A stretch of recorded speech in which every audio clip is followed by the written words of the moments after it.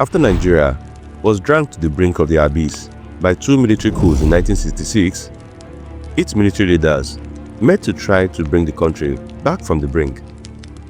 The meeting evolved into perhaps the best documented constitutional debate of all time, which touched upon fundamental concepts regarding the balance of power between the central government and the federating regions in a federation and professional soldiers' outlook to military coups and seniority.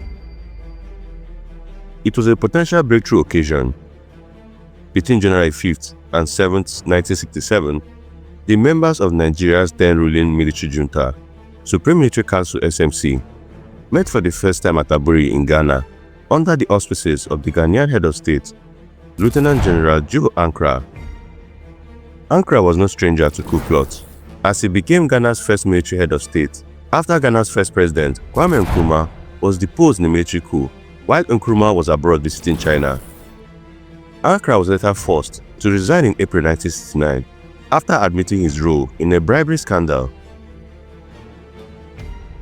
Ankara had served in the Congo during the United Nations Peacekeeping Force mission there in the early 1960s, and it is likely he personally knew the Nigerian soldiers, including Ironsi, Ojukwu and Gowon, who served in the same mission.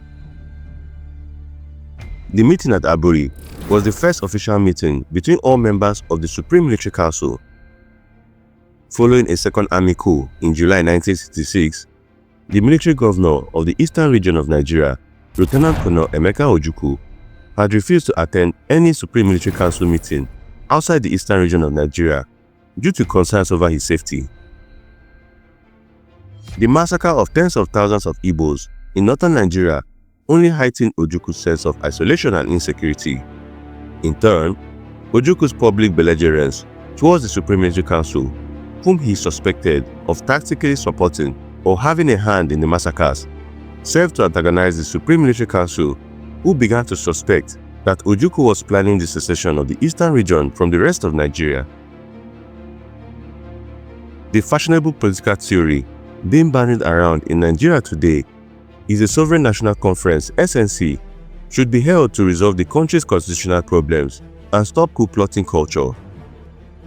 Many do not realize that Nigeria has already had half a dozen constitutional debates, none of which has ever resolved the nagging problems which have dogged Nigeria from independence till today. Nigeria has wasted billions of naira on constitutional debates that are no longer in use. And the feature of a Sovereign National Conference is unlikely to discuss anything that has not already been covered in the previous constitutional debates. Ironically, the best recorded of these constitutional debates was never implemented, and Nigeria has been paying the price. The plan for the future Nigeria might do well to go back into archives and learn from the Sovereign National Conference, which it has already had. Hi guys, welcome to Afriverse Historic. On today's episode, we look at the Aburi Accord of 1967, Ojukwu's prophecy, and how it wasn't heeded, leading to Nigerian dysfunctionality. Do stay tuned and enjoy the ride. In the months preceding Aburi, the Supreme Military Council and Ojukwu had engaged in a war of words, with the two sides trading multiple accusations and blaming each other for causing or exacerbating the crisis. The military governor of the North, Lieutenant Colonel Hassan Usman Katsina, dismissed Ojukwu's confident and eloquent public statements on the crisis as an attempt by Ojukwu, quote, to show how much English he knows. As far as Katsina was concerned, Nigerian problems was a standoff between one ambitious man and the rest of the country. Throughout the 6 months following the coup of July 29, 1966, Ojukwu repeated his mantra that, quote, I, as the military governor of the East, cannot meet anywhere in Nigeria where there are northern troops. That virtually ruled out any Supreme Military Council inside Nigeria's borders. Ojukwu had even turned down offers to attend any Supreme Military Council meeting on board a British naval ship, whom Ojukwu and Igbos in general did not entirely trust, and at Benin, but was fully convinced to attend the neutral territory of Aburi in Ghana. Ojukwu's aides were not without doubt. Some warned him that the Aburi meeting could be a trap set by anti-Igbo members of the federal government to kill or arrest him. Ojukwu brushed aside their concerns by pointing out that he had received a guarantee of safe passage by Lieutenant Colonel Gowon and that he had to trust Gowon's word as an officer and a gentleman. Virtually everything discussed at that Aburi conference is relevant to today. So much so that anyone will be tempted to believe that the discussions was on Nigeria's current problems rather than over 58 years earlier in 1967. It is probably the best recorded constitutional debate in history. Aware that something momentous was occurring, the Ghanaians had the conference tape recorded. The tape of the discussions was later released by Ojukwu as a series of 6 long-playing gramophone records. In attendance on the federal military government side were Lieutenant Colonel Yakubu Gowon, head of the Supreme Military Council; Commodore Joseph Edet Akinwale Ware, head of the Nigerian Navy; Colonel Robert Adeyinka Adebayo, military governor of the Western Region; Lieutenant Colonel Hassan Usman Katsina, military governor of the Northern Region; Lieutenant Colonel David Apode Ejo, governor of the Midwest Region; Major Mobolaji Johnson, military governor of Lagos; Alhaji Kam Salim, Inspector General of Police; Timothy Omobare, Police. The head of the Supreme Military Council, as Ironsi's whereabouts were unknown. Ojukwu was in attendance as the Eastern Region's military governor. The federal military government delegation arrived, wrecked in smiles and anxious to mollify their former brothers in arms Ojukwu. Colonels Adebayo and Gowon even offered to embrace Ojukwu. However, Ojukwu was still stung by the terrible massacres of his Igbo kinsmen in northern Nigeria the previous year and was in no mood to embrace his former colleagues. The contrast in the demeanor of the participants was in itself a microcosm of what took place over the course of the next 2 days. While the federal delegation behaved as if the Aburi conference was a social gathering to unite former friends who had fallen out in the social tiff, Ojukwu saw the conference for what it really was, a historical constitutional debate that would determine Nigeria's future social and political structure. Typically, Western perspective was focused on image rather than on genuine problems of the protagonists. Secret diplomatic dispatches, later declassified by the United States State Department, depicted the federal military government's Eastern Region standoff as a personality clash between Ojukwu and Gowon. According to the American perspective, quote, "Many Americans admire Ojukwu. We like romantic leaders, and Ojukwu has panache, quick intelligence, and an actor's voice and fluency. The contrast with Gowon, troubled by the enormity of his task, painfully earnest and slow to react, hesitant and repetitive in speech, led some Americans to view the Nigerian Biafra conflict as a personal duel between two mismatched individuals." End of quote. As they were busy fighting in Vietnam and fighting a Cold War against the USSR, the Americans did not become military or politically involved in the dispute, instead treating the conflict as one falling within Britain's sphere of influence. The Ghanaian host made a few introductory remarks and reminded his guests that, quote, "The whole world is looking up to you as military men, and if there is any failure to reunify or even bring perfect understanding to Nigeria as a whole, you will find that the blame will rest on us through the centuries." End of quote. Accra added that although he understood that the Eastern Region and the rest of Nigeria's standoff was an internal affair for Nigerians, they should not hesitate to ask him for any help should they feel the need. Although Commodore Ware played a benevolent role, the discussions revolved around young colonels Adebayo, Ejo, Katsina, Ojukwu, and Gowon. Ojukwu showed from the beginning that he was prepared for serious business. He arrived at the conference armed with notes and an army of secretaries. The extent of Ojukwu's pre-preparation is shown by the fact that he gave the other debaters copies of the documents he had prepared in advance, which enunciated his ideas. The other debaters should have realized that at this point that something serious was going to occur. After the hostility and bitterness that preceded the Aburi meeting, the civilian observers were stunned by the camaraderie displayed by the military officers. The debaters threw off formality and addressed each other by their first names. Emeka, Bolaji, Jack, the nickname of Lieutenant Colonel Gowon, were thrown around as if addressing each other in at a social gathering. One of Ojukwu's secretaries was amazed to observe that, quote, "The meeting went on in a most friendly and cordial atmosphere, which made us, the non-military advisors, develop a genuine respect and admiration for military men and their sense of comradeship. The meeting continued so smoothly and ended so successfully that I, for one, was convinced that among others, the military had their own methods." End of quote. Ojukwu decided to show his good faith and the rest of the good faith of the others by asking all present to renounce the use of force to settle the crisis. Ojukwu's motion was accepted without objection. While this request by Ojukwu may sound very noble, he was in fact playing a cunning soldier politician. Ojukwu, despite his boast of the Eastern region's military prowess, realized that he could not succeed in a military campaign against a far more heavy-armed federal military government. By getting them to renounce the use of force, Ojukwu was trying to negate the federal military's advantage, for he knew that if any political situation eventually got out of control, the federal military government would find it difficult to resort to a military campaign, having already given their word that they will not use force. This may have been an influential factor in Gowon's subsequent reluctance to engage the Eastern region in a fully fledged war. If you find this video worthwhile, please take us some time to smash a like and subscribe to the channel, as it goes a long way in supporting our efforts. Thank you. Now let's get back to the video.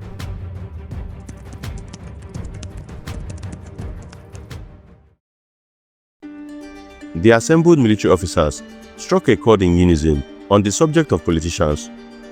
All of them voiced their contempt on the behavior of civilian politicians, who they blamed for the wholesale bloodletting from the previous years, ignoring the fact that more Nigerian civilians had been murdered by politically motivated violence in the 1 year of the military rule so far than in the preceding 5 years of civilian democratic rule.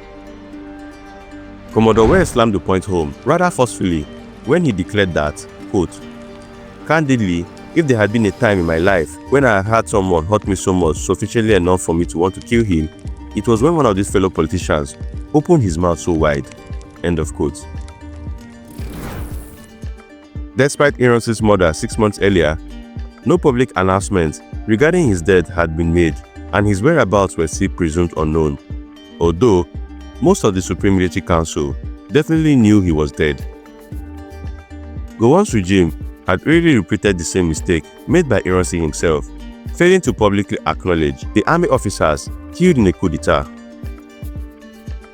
By not announcing Ironsi's death, Gowon also made his own position tenuous and gave Ojukwu the opportunity to reason that since the Supreme Military Leader Ironsi was missing, only the officer directly behind Ironsi in the army's seniority could replace him as Supreme Military Commander.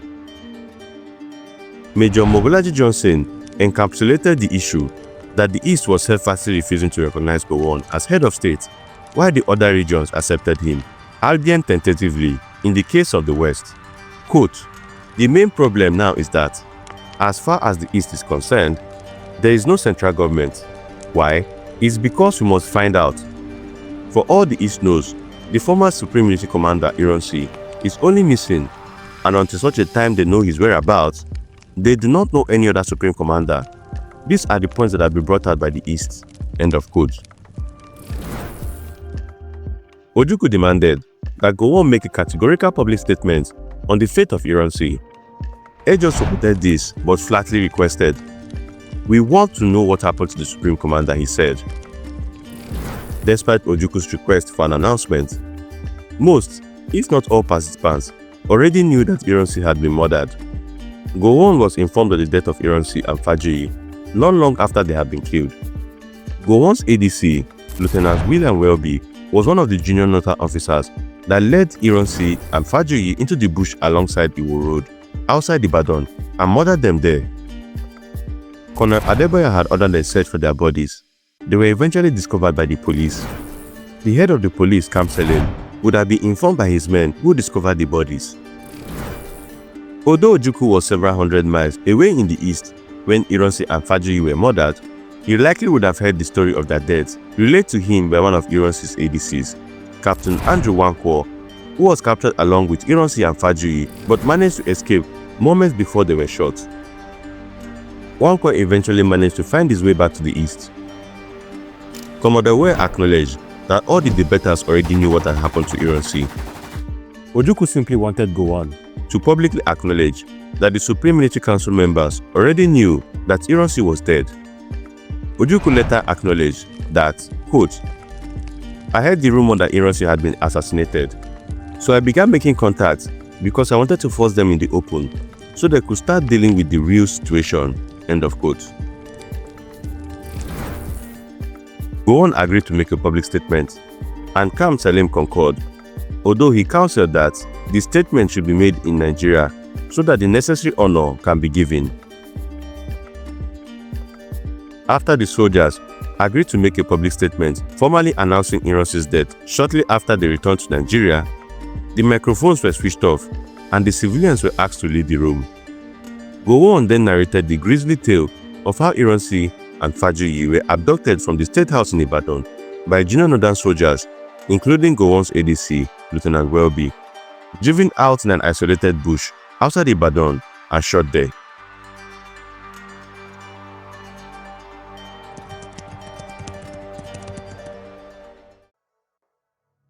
When Ojukwu expressed his disgust over the murder of Igbo officers by their northern colleagues in July 1966, Lieutenant Colonel Katsina interjected by asking Ojukwu why he did not react with the same revulsion when senior northern military officers were murdered by Igbo soldiers 7 months earlier.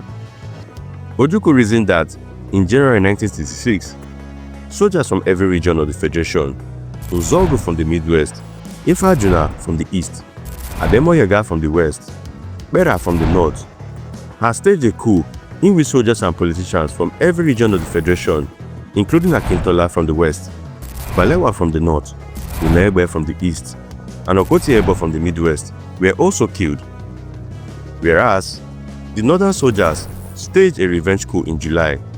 Soldiers from one region of the Federation, only the North, Danjuma, Murtala, Martin Adamu, etc., singled out soldiers from one region of the Federation as their targets.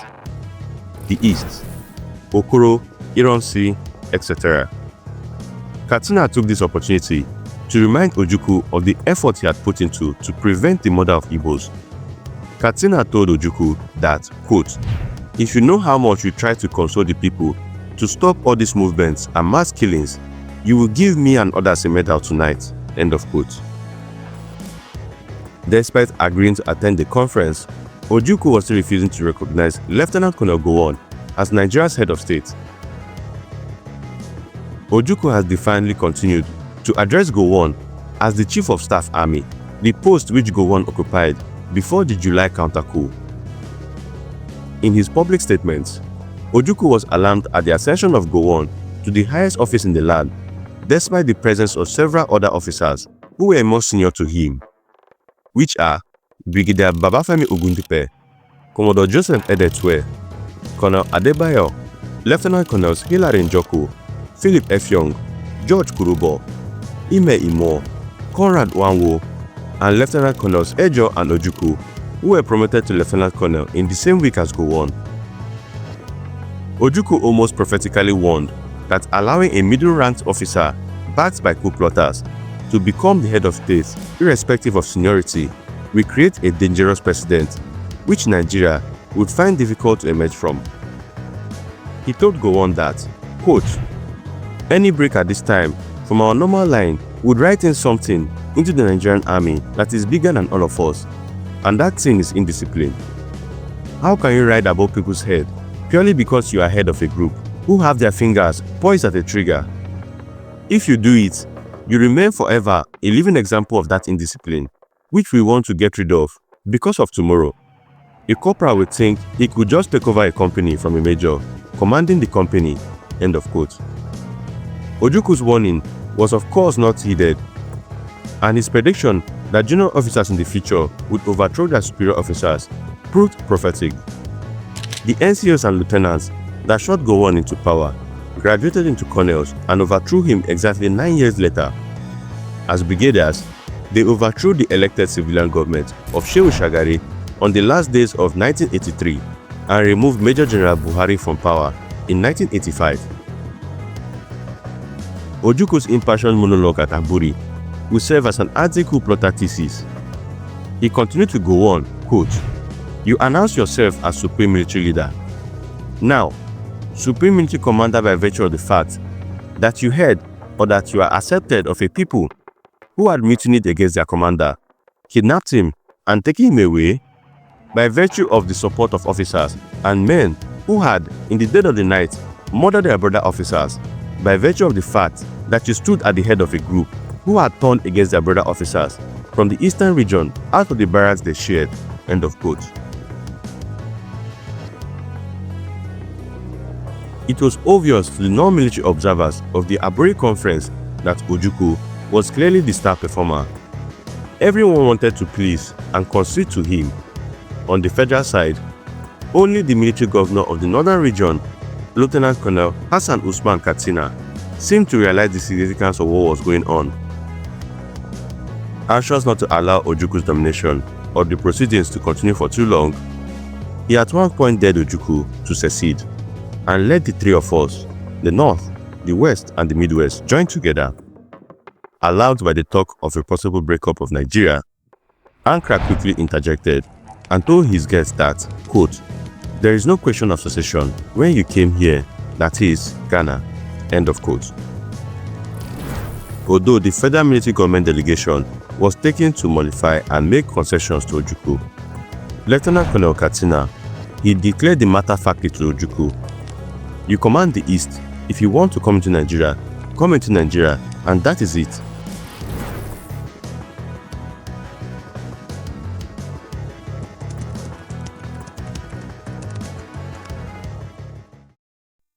Back then as now, each region of Nigeria was petrified of domination by other regions. No region of the Federation was taken to adopt a course which would concentrate too much power at the hands of the Nigerian central government. Even Gowon acknowledged this and unwittingly played into Ojukwu's hands by admitting that he would, quote, "I would do away with any decree that certainly tended to go towards too much centralization." Ojukwu pounced on the central powers theme and remarked that centralization is a word that stinks in Nigeria today. For the 10,000 people that was killed, this figure was later revised up to 30,000 and then 50,000. The clash and the ill-defined relationships within the Nigerian central and regional governments has been the great source of political bloodletting in the country's history. It led directly to the gruesome religious clashes that resulted in the deaths of thousands of innocent civilians over the induction of Sharia law in some northern states in year 2000. It led to the civil war that over 1 million civilians died. It led to the execution of Kesarawiwa after he agitated for greater self-determination for his Ogoni people. Using his skillful histrionics and superior intellectual adroitness, Ojukwu managed to get the other colonels to understand and share his reasoning that in order to keep Nigeria together as a nation, East constituent regions first had to move a little further apart from each other. Ojukwu used a metaphor to explain his reasoning, quote, "It is better that we move slightly apart and survive. It is much worse that we move closer and perish in the collision." End of quote. This may have been a paradox, but the colonels accepted the logic of Ojukwu's argument. The problem then, as it is still in Nigeria today, is that Nigeria is so large, diverse and unwieldy that it is extremely difficult, if not impossible, to find a leader who can elicit popularity and a following throughout or most of the country. Amazingly, Gowon accepted Ojukwu's thesis without really understanding the constitutional implication of what he was agreeing to. Gowon was effectively sanctioning measures that would paralyze his own powers. Lieutenant Colonel Katsina and Colonel Adebayo also agreed and were attracted to the concept of regional autonomy. Adebayo agreed so enthusiastically that he advocated a, quote, "repeal of those decrees that were passed after 15 January 1966, but I think we should revert to what the country was best at, 14 January 1966. That is regional autonomy." End of quote. Ojukwu envisaged a titular head of state that will act only with the concurrence of the various regional governments. Quote, "What I envisage is whoever is at the top of the constitutional chart, constitutional within the context of the military government, that is, he is a titular head of state who will only act where, say when we meet and taking a decision." End of quote. Having got what he wanted, Ojukwu was not content with the agreement to be an oral one, even though it had been taped. He insisted that, quote, "We must write it down in our decisions quite categorically that the legislative and executive authority of the federal military government shall be vested in the Supreme Military Council, because previously it had been vested in the Supreme Military Commander." End of quote. The reason for this nuanced request from Ojukwu is that Gowon was now the Supreme Military Commander. By vesting official authority in the Supreme Military Council, of which Ojukwu was a member, rather than the Supreme Military Commander Gowon, Ojukwu could ensure that no official decisions could be taken without his consent. To signify the limited powers that could be exercised by the head of state envisaged, Ojukwu proposed that the deleted phrase Commander-in-Chief should be used to address the head of state, as opposed to the Supreme Military Commander, a phrase signifying immense power. The title Commander-in-Chief has been employed by every Nigerian head of state subsequent to Aburi.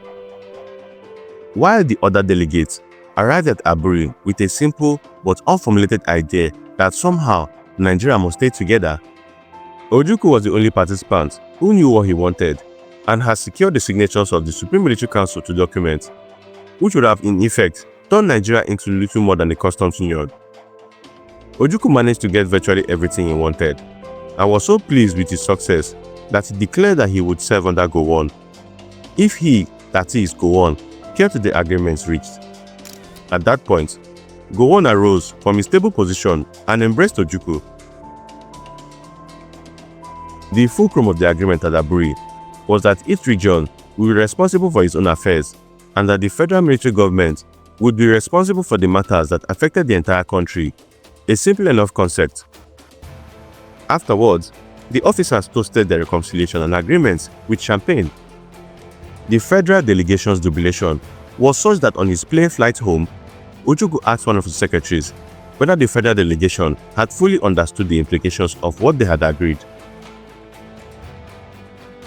Hindsight tells us that no one at Aburi, other than Ojukwu, really understood the constitutional implications of what they had agreed. Ojukwu was obviously delighted with this, and why the federal government had reneged on them. Some have argued that Ojukwu took the Supreme Military Council for a ride by using his superior intelligence to trap the Supreme Military Council officers into an agreement they did not understand. Ojukwu was engaged in a constitutional debate by himself against 5 military officers and 2 police officers, yet still got his way. He can hardly be faulted for outwitting his opponents that outnumbered him 7-1. Questions might be asked of other Supreme Military Council members of greater numerical strength to allow Ojukwu to extract such substantial concessions from them. By failing to implement the Aburi decisions, Nigeria missed a golden opportunity to find a constitutional agreement accepted to all the constituent parts. Had even half of the Aburi Accords been ratified, Nigeria may have saved itself a substantial amount of subsequent bloodshed that ensued over the next 5 decades. It is a sad commentary on the lack of progression that Nigeria had made since the Aburi issues discussed then over 50 years ago and still be argued over today. Back in 1967, the Aburi decisions were not implemented for a primary reason: oil. Nigeria's greedy power brokers did not want to lose constitutional agreements that would deprive them of the vast revenues which Nigeria earns from its crude oil exports. Hence, Nigeria is glued together under the powerful central government of a type more suitable to a country with contiguous ethnicity. Nigeria is quite simply too large, too diverse, too fractious a country to have an all-powerful central government of the type it has today. Across Nigeria today, there are groups agitating for greater development of federal power to the regions. Although the mantra of these groups is, quote, restructuring, of the Nigerian Federation, which the real intent is what Ojukwu wanted to achieve at the Aburi conference in 1967.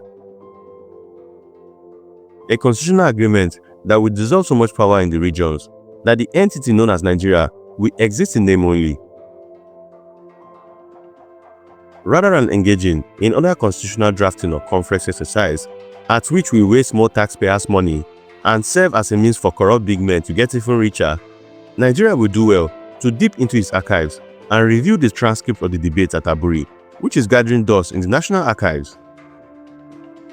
The debate transcript is sufficiently detailed to serve as a constitution in waiting. To learn from the debates and mistakes of the past may ensure a better future for Nigeria. What Nigeria needs is a constitutional chap of the type envisaged by Ojukwu back at Aburi. As Ojukwu said, quote, "It is better we move slightly apart and survive.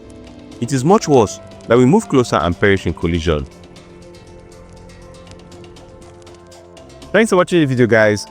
I would love to know your thoughts about the Aburi Accord. Do you think we should be revisited? Do you think regional government is the best system of government, or should we continue with the central government? Please let me know your thoughts in the comment section down below. Don't forget to smash a like and subscribe to the channel and turn on the notification button to get more content like this about African history using none from Afriverse Historic. See you in the next one.